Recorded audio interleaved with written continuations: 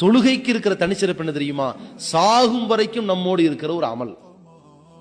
இந்த வணக்கம் இருக்கிறதே அது ஏழைக்கும் பணக்காரனுக்கும் பொதுவான அமல்.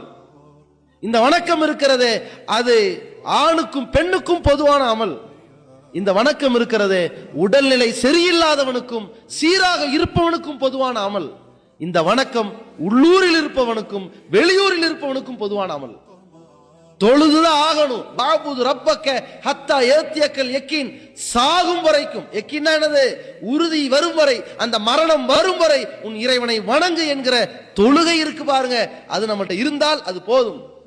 அது எல்லா அமல்களையும் கொஞ்சம் கொஞ்சமா தக்க வைத்துக் கொண்டே இருக்கிற இந்த தொழுகை, அதில் நாம் தோழமையோடு இருக்க வேண்டும். அதுதான் நம்மை சீர்திருத்தும், நம்மை சிறந்தவனாக உருவாக்கும், சிறந்த தலைவனாக அது வார்த்தெடுக்கும். அப்படிப்பட்ட தொழுகையை ஒருவன் விட்டால், தொழுகைதான் மானக்கேடான காரியத்திலிருந்து தடுக்கக்கூடியதாக இருக்கிறது.